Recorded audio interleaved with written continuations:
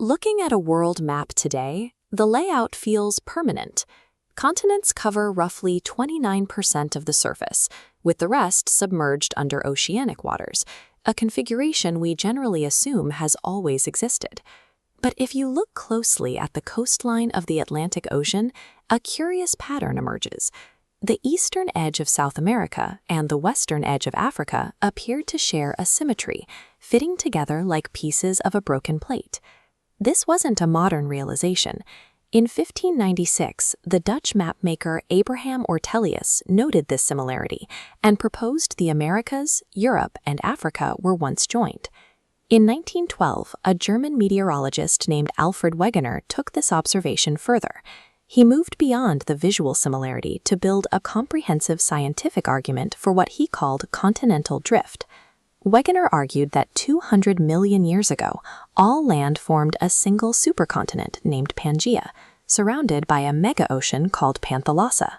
He proposed that Pangaea eventually split into two large masses, Laurasia and Gondwanaland, which then broke further into the continents we recognize today. Noticing a visual pattern is a start, but it isn't proof. To challenge the scientific consensus of a fixed Earth, Wegener had to find physical evidence that these massive landmasses had actually traveled across the globe. In 1964, computer modeling confirmed the mapmaker's intuition. A program developed by Edward Bullard matched the Atlantic continents at the 1,000-fathom underwater line rather than the current shoreline, revealing a fit that was nearly seamless. Scientists began using radiometric dating as a tool to compare the history of the ground itself. This allowed them to determine if rock formations on separate continents were created at the same time. Ancient rock belts in Brazil perfectly match formations in Western Africa. Additionally, Ghana's coast has rich gold deposits, but lacks the required source rock. That missing rock is found across the ocean in Brazil, proving the gold was deposited when the continents sat side by side. The convergence of these markers, the precise fit of the underwater margins, and the shared mineral history points toward a past where these landmasses were a single continuous unit.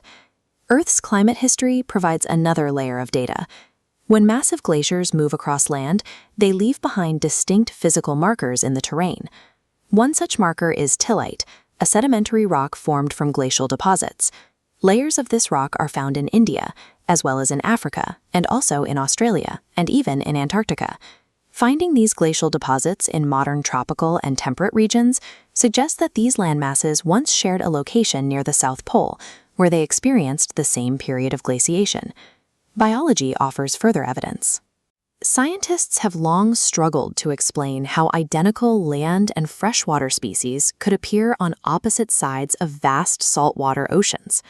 Consider the Mesosaurus, a small reptile that lived only in shallow, brackish water. It was not built for deep-sea travel. Skeletons of this creature are found in only two places, the southern Cape Province of South Africa and the Iravare formations of Brazil. These sites are currently separated by 4,800 kilometers of deep ocean. The distribution of these ancient plants, animals, and ice sheets suggests that modern oceanic borders were not yet in place when these organisms thrived. When combined, the geological, climatic, and biological records provide a compelling case for the existence of the supercontinent Pangaea. But while Wegener could show that the continents had moved, he struggled to explain the mechanism behind that movement. He first suggested a pole-fleeing force. He believed that the Earth's rotation and its resulting bulge at the equator provided the physical momentum to push continents apart. He also proposed that tidal forces, the gravitational pull of the moon and sun, might be strong enough to drag continents through the oceanic crust over millions of years. However, physics didn't support his math. Most scholars at the time rejected these ideas, concluding that these forces were far too weak to move millions of square miles of solid rock. Wegener died before the discovery of plate tectonics provided the missing explanation for his observations.